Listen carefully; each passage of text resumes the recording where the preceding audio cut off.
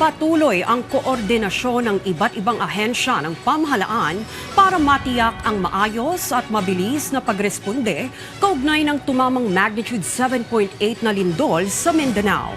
Sa ngayon ay umabot na sa higit 30 ang naiulat na nasawi sa naturang trahedya. Si Patrick De Jesus sa sentro ng balita, live.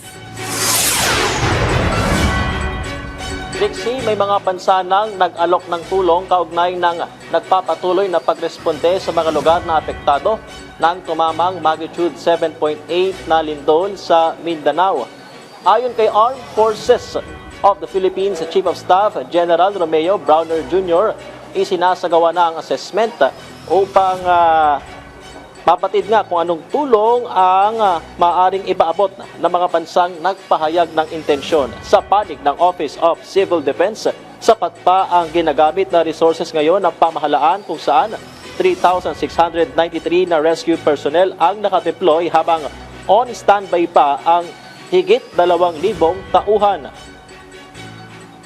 Marami pong mga counterparts ko na galing sa mga iba't ibang bansa ang tumawag sa akin at nag-offer ng kanilang mga tulong.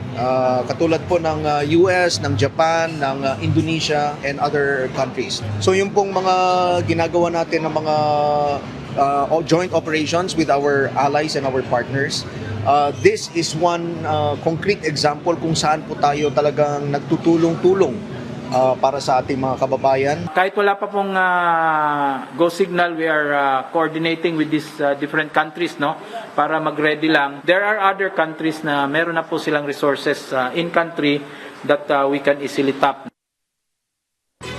Sa pinakahuling tala ng Office of Civil Defense, umakyat na sa 37 ang bilang ng mga naiulat na nasawi dahil sa lindol, kung saan higit sa 400 ang lubhang nasaktan habang may 4 na individual ang nawawala. Pinakamaraming bilang ng nasawi ay naitala sa Soxargen Region. Higit sa 32,000 pamilya o 145,000 individual naman ang apektado. Ang sentro pa rin natin are the two regions, regions 11 and 12, no? Specifically General Santos and Sarangani Province. Samantala, Trixie, walang pasok o suspendido ang mga klase sa Davao Region at Soxargen habang may ilang probinsya na rin sa Bangsamoro Region ang nagsuspinde ng klase. Sa pagtataya ng OCD, 3 hanggang 4 na araw pa bago maibalik sa normal ang pasok ng mga estudyante sa mga nasabing rehiyon para matiyak ang kaligtasan ng mga estudyante. Trixie, nakatuon ngayon ang pamahalaan sa Search, Rescue and Retrieval Operations, leading operations at pagtugon sa housing needs doon sa mga napinsalang bahay nga.